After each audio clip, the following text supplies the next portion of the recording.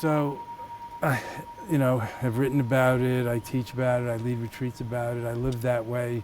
That's what I care about and love, so people naturally ask about it. I'm not saying they're drawn to me.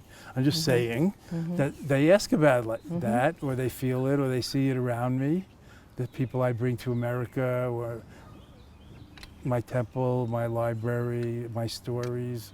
And so, but also the heart and soul. Everybody has a heart and soul, and how much you use it, it depends whether you're a conniving,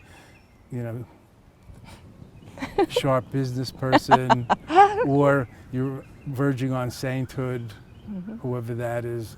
We're all more or less mostly the same, and everybody has heart and soul and can be touched and can also totally change over.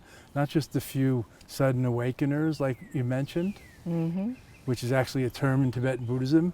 There's a very, very, very small percentage of sudden awakeners, and most people have more gradual awakenings on the path. Like you gradually grow up and get educated. You don't wake up that way when you're born, even if you're a recognized reincarnate Lama, like the Dalai Lama was supposed to have been the past Dalai Lama, but when he was 4, 6, 8, he had to learn things, the language, and how to tie his shoe, and other things, philosophy and prayers and the things that he learned. So we are like that too. We're not all born like Mozart with the gift of music, which he probably got from past lives at 5 years old, playing those concerts. He probably even wrote those symphonies.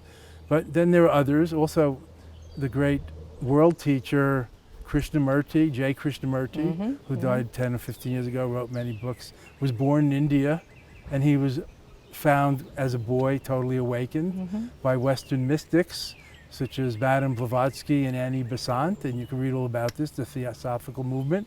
And Krishnamurti was so enlightened that he went along with them for a while. Then he said, I'm not a guru, and I'm same as everybody else. I'm not going to be the head of this great Theosophical movement that makes me its sage and saint and Messiah. And he left, and he was he taught like that the rest of his life. Awareness is all. You can read his 20 books of this sudden awakener, just saying awareness is all. And you don't need religion, and you don't have to. Of course, he did yoga every morning because he was an Indian guy, and that's how he kept healthy. But he never read. He said he never read the Bible or the Bhagavad Gita or any of that stuff. He occasionally read mystery novels on long airplane trips across the, oceans. So he was a great example. But most of us, we have to, do the pickling process. You put the pickle in, and it takes 6 months for the cucumber. To get pickled. Right. I know it's kind of a sour image, but I'm like, Jewish on my parents' side. I like kosher pickles. How about the wine is in the bottle, but it gets better year by year by maturing. And it does, and that makes me think Not by stirring and shaking and adding to it. I will say again, my own experience is I've developed more trust, because a lot of my own karma, I think, had to do with trust, but so I trust the process more. I don't think some days like, this has been an incredible day, but maybe I'll lose it tomorrow.